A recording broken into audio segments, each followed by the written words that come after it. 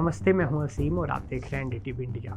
आज हम एक ऐसे विवाद और ऐसे जाबाज भारतीय छात्र की बात कर रहे हैं जिसने 7 समंदर पार लंदन की प्रतिष्ठित ऑक्सफोर्ड यूनिवर्सिटी में पाकिस्तान के झूठ के परखच्चे उड़ा दिए।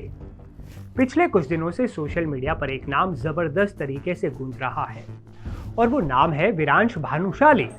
लेकिन इस पूरी कहानी की शुरुआत एक बड़े विवाद से होती है जिसमें ऑक्सफोर्ड यूनियन के अध्यक्ष मूसा हर्राज घिरे हुए हैं।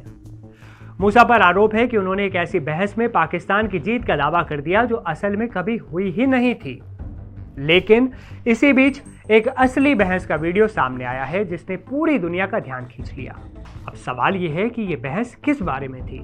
दरअसल ऑक्सफोर्ड यूनियन में एक प्रस्ताव रखा गया था कि क्या भारत की पाकिस्तान नीति सुरक्षा के नाम पर सिर्फ एक चुनावी स्टंट है।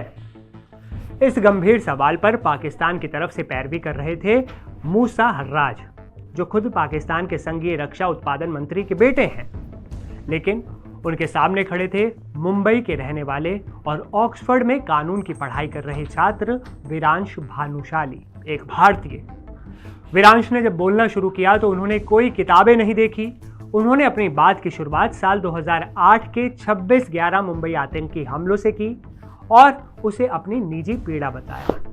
उन्होंने बताया कि कैसे उनका परिवार और पूरा मुंबई शहर उन 3 काली रातों में दहशत के साए में जी रहा था। विरांश ने भरी सभा में कहा कि आतंकवाद उनके लिए कोई थ्योरी या किताबी बहस नहीं है, बल्कि ये उनका जिया हुआ एक सच है। उन्होंने पाकिस्तान के आरोपों का जवाब देते हुए एक बहुत ही सटीक मिसाल दी। विरांश ने कहा कि भारत की सख्त सुरक्षा नीति को चुनावी हथकंडा बताना वैसा ही है जैसे किसी से यह कहना कि तुम्हारे दरवाजे पर लगे ताले सिर्फ दिखावे के लिए हैं, जबकि असलियत यह है कि पड़ोस में लगातार चोरियां हो रही हों। उन्होंने 1993 के मुंबई धमाकों से लेकर पठानकोट, उरी और पुलवामा तक का जिक्र किया। उन्होंने दहाड़ते हुए कहा कि भारत में जो आतंक फैला वो किसी चुनाव की वजह से नहीं, बल्कि पाकिस्तान प्रायोजित संगठनों की साजिशों की वजह से हुआ। विरांश ने एक ऐसी लाइन कही जो अब वायरल भी हो रही है।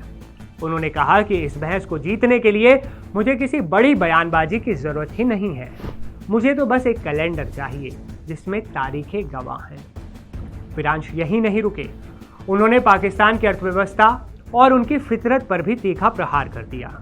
उन्होंने कहा कि जब भारत युद्ध के बाद अपने पायलटों की ब्रीफिंग करता है तो पाकिस्तान जश्न के गीत ऑटो ट्यून करने में लगा रहता है।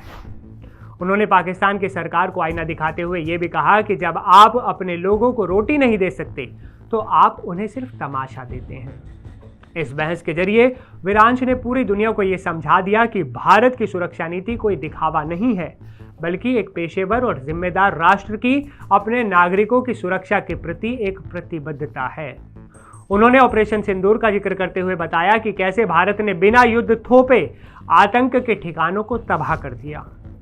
आज विरांश भानुशाली न केवल ऑक्सफोर्ड में बल्कि पूरे इंटरनेट पर भारतीय साहस का चेहरा बन गए हैं, जिन्होंने तथ्यों और इतिहास के दम पर पाकिस्तान के प्रोपेगेंडा को बेनकाब कर दिया।